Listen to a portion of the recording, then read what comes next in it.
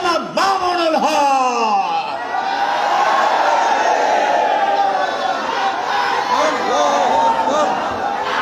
ছাত্র মজলিসের পক্ষ থেকে নারায়ে তাকবীর।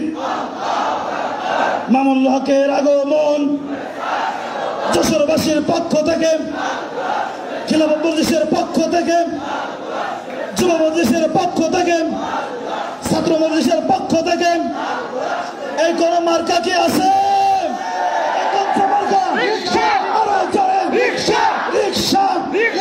সারা বাংলায় শুনতে পাই রিকশা। আসসালামু আলাইকুম ওয়া রাহমাতুল্লাহ। আলহামদুলিল্লাহি রাব্বিল আলামিন والصلاة والسلام على سيد الأنبياء والمرسلين وعلى آله وأصحابه ومن تبعهم أجمعين. أعوذ بالله من الشيطان الرجيم. بسم الله الرحمن الرحيم. ولا تحسبن الله غافلا عما يعمل الظالمون. صدق الله العظيم.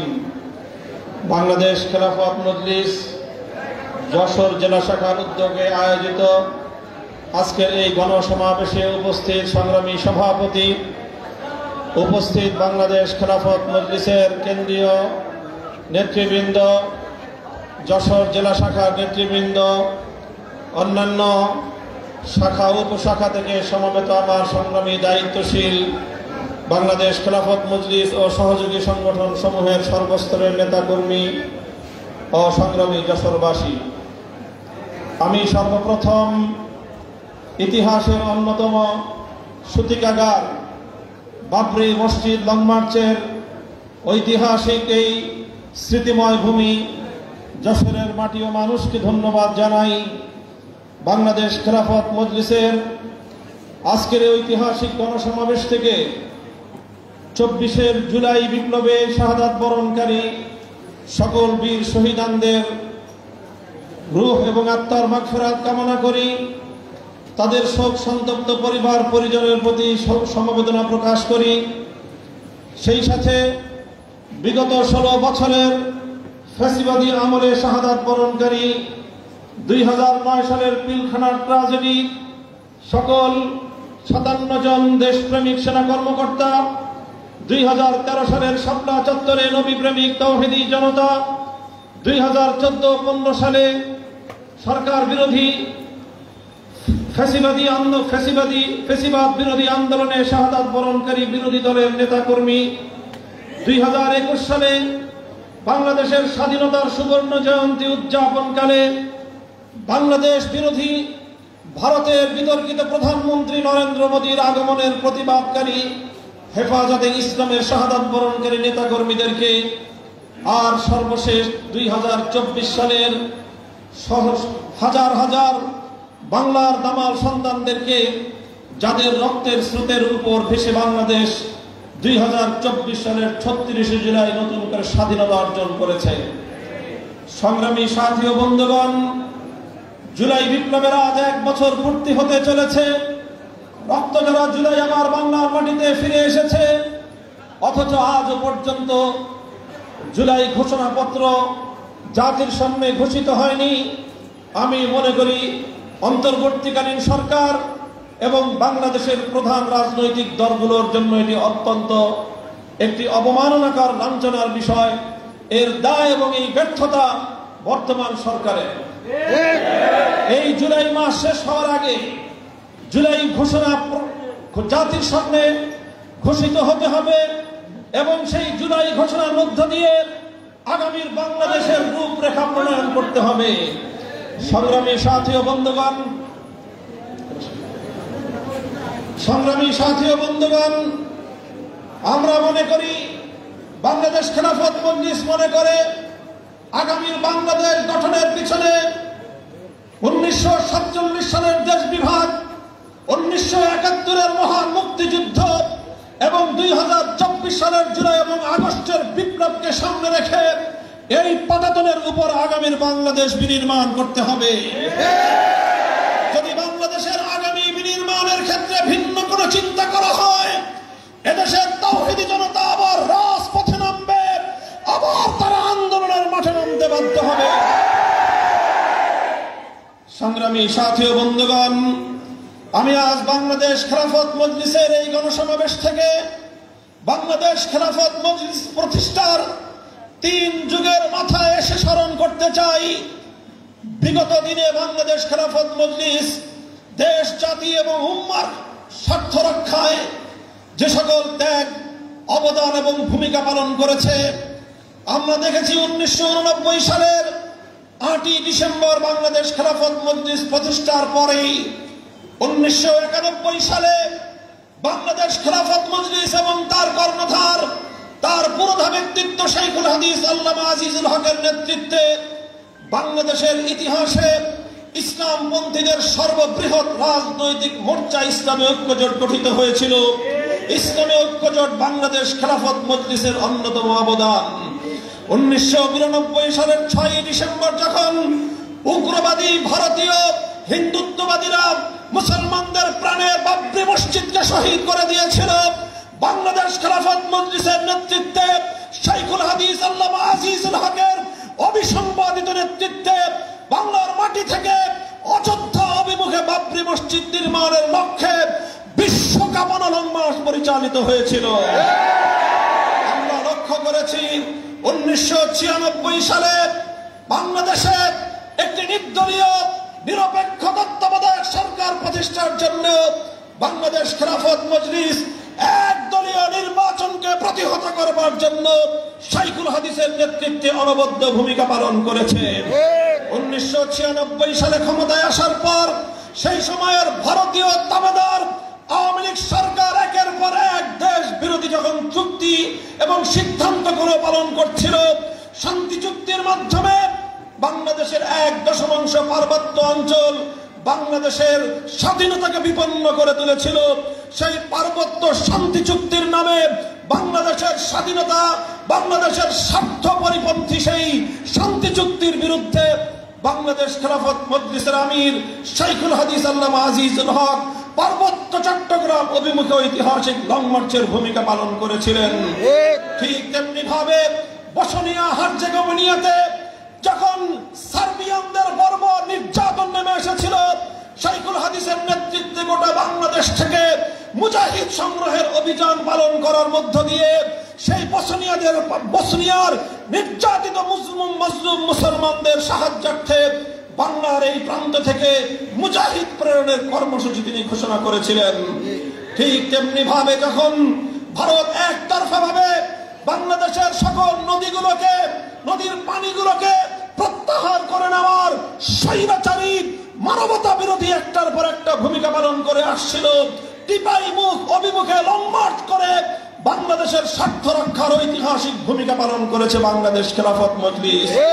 2006 সালে বাংলাদেশের কওমি মাদ্রাসার রাষ্ট্রীয় সনদের স্বীকৃতির জন্য অশীতিপর শাইখুল হাদিস আল্লামা আজিজুল হক দিনের পর দিন রাজপথে অনশন করে অবস্থান করে বাংলাদেশের ধর্মীয় জনতার প্রাণের দাবি কওমি সনদের রাষ্ট্রীয় স্বীকৃতি বাস্তবায়নে অনবদ্য ভূমিকা পালন করেছেন। ইতিহাস বলে দেশ, জাতি এবং মিল্লাতের স্বার্থে বাংলাদেশ খেলাফত মজলিস সবসময় অগ্রণী ভূমিকা পালন করেছে।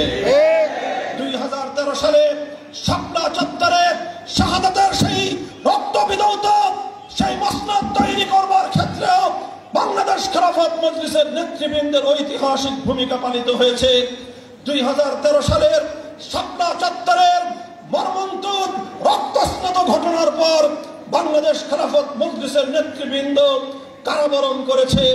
2021 সালে মোদী বিরোধী আন্দোলনে নেতৃত্বের ক্ষেত্রে অনন্য ভূমিকা পালন করেছে বাংলাদেশ খেলাফত মজলিস। অতঃপর 2021 সালে সেই বাংলাদেশের ইতিহাসের জঘন্যতম ফ্যাসিবাদী স্বৈরাচারী জালিম শেখ হাসিনা সরকারের সবচেয়ে বেশি রসাতলে পড়েছে বাংলাদেশ খেলাফত মজলিস। বাংলাদেশ খেলাফত মজলিসের কেন্দ্রীয় সকল নেতৃবৃন্দকে মাসের পর মাস, বছরের পর বছর কারাগারে আবদ্ধ রেখে খেলাফত মজলিসকে ধ্বংস করবার পায়তারা চালিয়েছিল শেখ হাসিনা। আল্লাহর রহমতে বাংলাদেশ খেলাফত মজলিস এবং তার নেতৃত্বকে ধ্বংস করতে পারে নাই। শেখ হাসিনা তল্পি তল্পা নিয়ে বাংলাদেশ ছেড়ে পালিয়ে যেতে বাধ্য হয়েছে। ইতিহাসের সকল যুগ সন্ধিক্ষণে ঐতিহাসিক ভূমিকা পালনকারী বাংলাদেশ খেলাফত মজলিস 2024 সালের জুলাই এবং আগস্ট বিপ্লবে খেলাফত মজলিস, যুব মজলিস, খেলাফত ছাত্র মজলিসের সন্তানেরা টেকনাফ থেকে তেঁতুলিয়ায় ইস্পাত কঠিন তারা লড়াই চালিয়েছে, যুদ্ধ করেছে, রক্ত দিয়েছে, স্বৈরাচারীর সামনে মাথা নোয়ায়নি। সংগ্রামী সাথী ও বন্ধুগণ, জুলাই বিপ্লব সাধিত হওয়ার পরে 8ই আগস্ট থেকে যখন অন্তর্বর্তীকালীন সরকার প্রতিষ্ঠিত হয়েছে, বাংলাদেশ খেলাফত মজলিস অব্যাহতভাবে তাদেরকে সহযোগিতা করে আসছে। কিন্তু অন্তর্বর্তীকালীন সরকারের প্রতিটি অন্যায় এবং অবৈধ দেশ এবং দেশের স্বার্থ বিরোধী, জনগণের স্বার্থ বিরোধী প্রতিটি কার্যকলাপের তীব্র প্রতিবাদ বাংলাদেশ খেলাফত মজলিস জানিয়েছে। আজ বাংলাদেশ খেলাফত মজলিসের এই মঞ্চ থেকে অন্তর্বর্তীকালীন সরকারের প্রতি স্পষ্ট বার্তা দিয়ে দিতে চাই, আমরা জুলাই বিপ্লবের অন্যতম স্টেক হোল্ডার, আমরা বাংলাদেশের নতুন বাংলাদেশ বিনির্মাণের অন্যতম দাবিদার। তাই অন্তর্বর্তীকালীন সরকারকে আমরা সহযোগিতা করছি, অন্তর্বর্তীকালীন সরকারকে সহযোগিতা করব। কিন্তু দেশ বিরোধী, ইসলাম বিরোধী কোন পদক্ষেপ গ্রহণ করতে চাইলে অন্তর্বর্তীকালীন সরকারের বিরুদ্ধে মাঠে নামতে এতটুকু দ্বিধা আমরা করব না। আমরা পরিষ্কার ভাষায় বলি, শারমিন মুর্শেদকে তাকে আপনারা নিয়ন্ত্রণ করুন। এদেশের ইসলাম পন্থীদের বিরুদ্ধে তার এই কণ্ঠকে আপনারা স্তব্ধ করুন। এদেশের আলেম সমাজের বিরুদ্ধে, ইসলামের বিরুদ্ধে, ইসলামী ঐতিহ্যের বিরুদ্ধে, ইঙ্গিত পূর্ণভাবে আল্লাহ নবীর ইজ্জতের বিরুদ্ধে কটাক্ষকারী শারমিন মুর্শেদকে আমরা হুঁশিয়ার বাণী উচ্চারণ করতে চাই। আমার নবীর ইজ্জতের দিকে তুমি যে কটাক্ষপূর্ণ আঙ্গুল তুলেছ, নবীর ইজ্জতের হেফাজতের জন্য সে আঙ্গুল আমরা ভেঙে ফেলতে প্রস্তুত রয়েছি।